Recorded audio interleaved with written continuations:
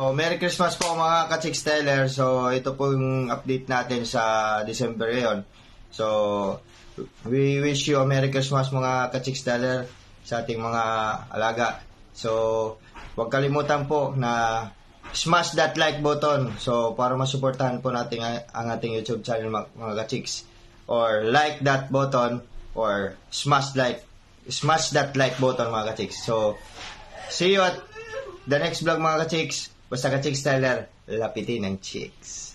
So, may nakalimutan po ako sa inyo mga ka-Chicks Teller. So, Happy New Year po sa inyong lahat. So, ngayong December, kung nakita po yung ating vlog, so, naghahanda po tayo sa ating mga alaga. So, mayroon akong doong video na routine exercise po early morning. So, kung napanood nyo yung video na yon, so, follow lang po sa akin sa mga vlog ko mga ka-Chicks Teller. So don't forget to smash that like button mga ka-Chicks Teller or please click the like button so para masuportahan po natin ang ating YouTube channel. So maybe next year po mga ka-Chicks Teller, so baka mag-enter na po tayo sa mga derby.